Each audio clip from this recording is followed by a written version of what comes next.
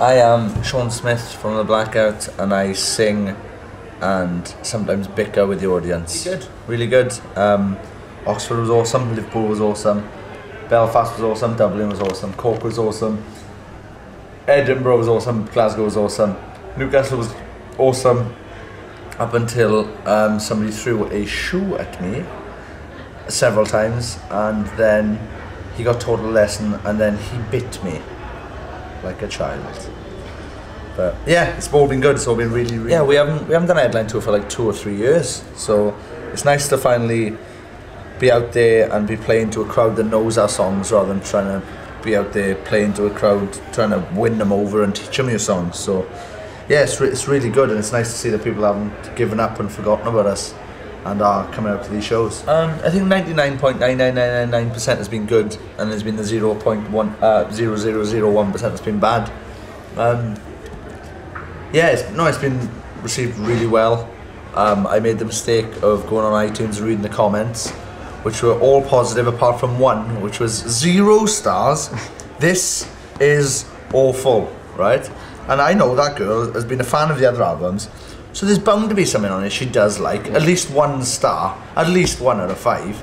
But no, she went with "this is awful," and now she's taken her score down to 4.5.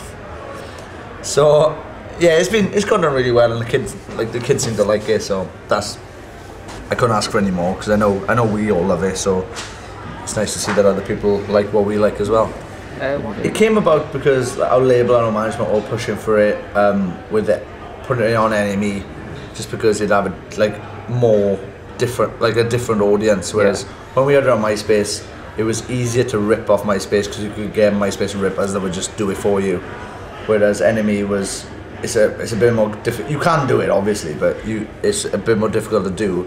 And being on NME, it would get us more plays off people that might not, like what we do or whatever, or just it opens us to a new audience. So, and we decided, like, it had just been leaked anyway. I think there was like 1 link up when it went up anyway. So we knew it was coming, so we were okay with it. I think eventually, it kind of boiled down to the label. The label were very adamant to do it, so we were like, well, at the end of the day, it's your money more than it is ours, I suppose.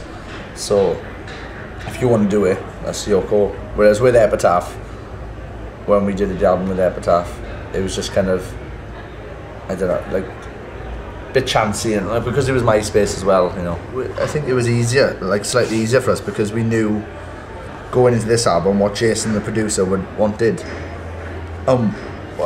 We knew what to expect from him, so I think it made it easier for us, and our songwriting's got better due to him doing the best in town. So we went to him with like 13 songs, and it was kind of like the first 11 were the best ones, and then we just recorded them, and we did drums in like 3 days with 2 different drummers, and then music in like another 5 or 6 days, and then we did vocals in about 3 or 4 days. So it came together quite quickly when we had it all done.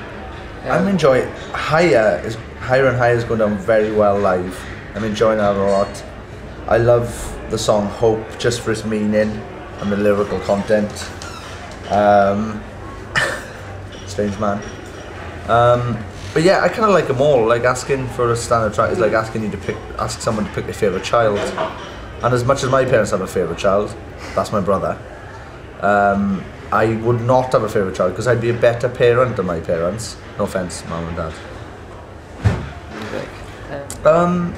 Well, our management approached us about doing it because at the time we were kind of in between Epitaph and maybe trying to find a new label, and we were negotiating a deal with them that didn't really work out. So our management had done it with Film for a Friend and stuff, and until we sat down with the Pledge guys and they explained it to us, like we weren't really up for it. We thought it was kind of like begging, but then when we spoke to them, and then we realised we'd be doing things with the kids and parties and playing acoustically and DJing and hanging out or whatever, like we were well up for it. So I think it's going to be a model for a lot of bands now, and like I think a lot of major labels are going to go after that way. Like to make records, you're going to have to spend more time with the people that buy the records, I guess. It's more interaction with the fans as well. Yeah, and we, like when we spoke to the guys from Pledge, they were like, a lot of bands don't like doing most of these things that are on the list, and we were like, we'll do them all because we love the kids that like our band, and we don't mind hanging out with people. So no, we're really happy with Cooking Final at the moment.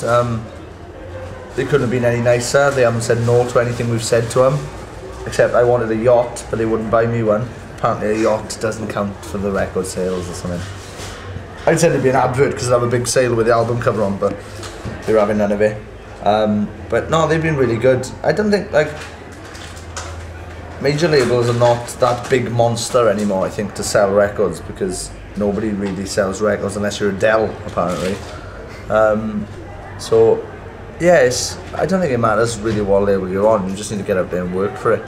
Yeah. No, he hasn't had his tattoo done yet. And every time I bring it up, he says, what tattoo? So I'm going to remind him when he comes back now, and I'm going to call him out on stage, so the pussy has to get it done. He's going to have it done. Cheers. Stay out of my way. I hate you, and I wish you were dead in the most loving way.